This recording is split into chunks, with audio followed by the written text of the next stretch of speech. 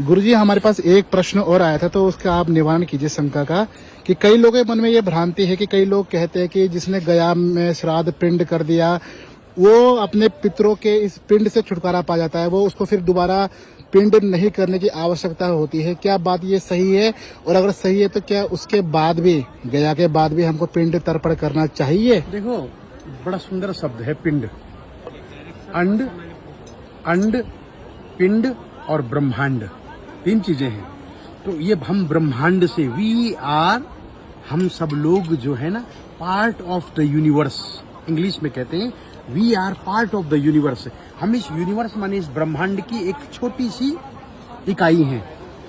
तो हम लोग जब इस धरती में आते हैं तो फिर ये पिंड शरीर प्राप्त करते हैं, और जब ये पिंड रूपी शरीर छूट जाता है तो हमारे परिवार के लोग, परिजन पिंड करते हैं, और पिंड करके हमें फिर से, पिंड का स्वरूप कैसा होता है? पिंड का स्वरूप होता है, देखिए जैसे ये गोल है, बिल्कुल ये गोल है जी। तो ये गोल क्या है?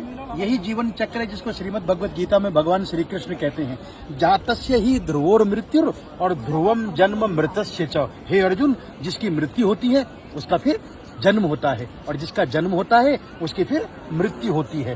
तो ये संसार का चक्र इस प्रकार का है, और ऐसा ही पिंड बनाया जाता है। कहीं लंब पिंड भी हैं, कहीं गोल पिंड, अनेक प्रकार की वो हैं, परंतु ये सारा का सारा एक जीवन चक्र है, जो इस शरीर को प्राप्त करने के बाद, इस शरीर के छूटने के बाद फिर दूसरा शरीर प्राप्त करता है। जी जी। तो इसलिए सनातन ने बड़ी सुंदर बात कही कि पिंडदान कर दीजिए। तो पिंडदान कहाँ करना है? तो गया आदि तीर्थों में पिंडदान किया जाता है। एक तो ब्रह्म कपाली में किया जाता है, बद्रीनाथ जी में, वहां जाकर के, क्योंकि बद्रीनाथ में भगवान का वक्षस्थल है, जी जी। भगवान का मुख है, वहां जाकर के कपाल में पिंडदान किया जाता है पितरों के निमित्त। दूसरा किया जाता है हरिद्वार में, जो हरिद्वार में नारायण शिला, जहाँ भगवान का ये वक्षस्थल है, वहां पर। और तीसरा किया जाता है गया जी में, जहाँ भगवान के चरण हैं। तो मुख कमल है, नाभि कमल और चरण कमल, ये तीनों में हम अपने पितरों को समर्पण करते हैं जी। कि भगवान, आपसे ब्रह्मा की उत्पत्ति, ब्रह्मा से सृष्टि की उत्पत्ति, और मैं भी आपकी सृष्टि का एक भाग, मैं आपके मुख कमल, आपके हृदय कमल और आपके चरण कमलों में अपना पितरों का समर्पण करता हूँ। परंतु ये भ्रांति बनाई गई है कि उसके बाद तर्पण नहीं करना चाहिए। पिंडदान अलग है जी। एक बार गया जी में पिंड करके दोबारा पिंड नहीं करना चाहिए, वो आपने कर दिया जी। अब श्राद्ध में जब आप तर्पण करेंगे, तर्पण अलग है, बिल्कुल। तर्पयति अनेन, तर्पण किससे होता है? जल से, गंगा जलम, और गंगा जल से हम लोग तर्पण करते हैं। तो गंगा जल से जब तर्पण करेंगे तो तब पिंडदान नहीं करेंगे जी। और जिन्होंने गया में पिंड नहीं किया वो पिंडदान करें, हर प्रतिवर्ष कर सकते हैं, वो प्रतिवर्ष करें, क्योंकि उन्होंने किया नहीं है अभी। तो जब वो एक बार लॉक कर देंगे, जब एक बार गया जी में समर्पण कर देंगे, और गया का अर्थ ही है गया, तो आपने जब गया कर दिया तो कहाँ गया? श्री चरणों में। कहाँ गया? बोले वहीं गया जहाँ से आया था।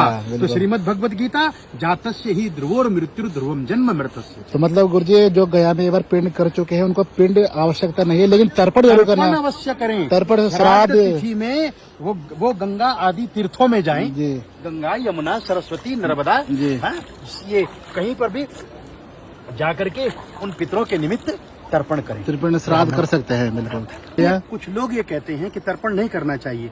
मैं उनका आह्वान करता हूँ वो कभी ना करें, बिल्कुल। परंतु मैं आपका आह्वान करता हूँ आप अवश्य करें। जो नहीं करना चाहते हमें उनकी बात नहीं सुननी, ठीक है, आप मत करो, क्योंकि ना आपका दादा था ना आपका पिता था, आप तो स्वयंभू हैं, आपके गुरु भी स्वयंभू है, ना उनका पिता ना दादा, स्वयंभू चले जाएंगे, वो स्वयंभू चले जाएंगे।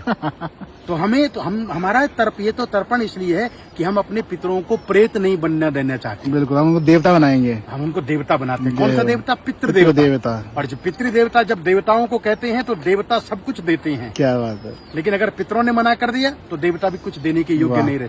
तो उन स्वयंभुओं को जो पितरों का तर्पण श्राद्ध नहीं करना चाहते, और आपको भी कहते हैं कि हम तो डूबेंगे सनम, आपको ले डूबेंगे, तो वो आपको भी लेकर के डूबेंगे, कहीं डूब भी रहे, और डूब भी रहे हैं, आप तरिए। तो दोस्तों, अगर तरना है और डूबना है तो ऐसे गंगा की जलधारा में डूबिए, और ऐसे प्रवचनों में और ऐसे सनातन के धर्म में डूबिए। अगर वीडियो पसंद आई गई तो ज्यादा नहीं कहेंगे, समझ, बाकी आप गए होंगे, समझदार आप है व्यक्ति, सभी लोग जरूर समझिए और श्राद्ध पितृ का तर्पण जरूर कीजिए। जय सिया राम, हर हर गंगे मैया। और सनातन से जुड़ने के लिए पेज को जरूर फॉलो कर लीजिएगा। जय हो।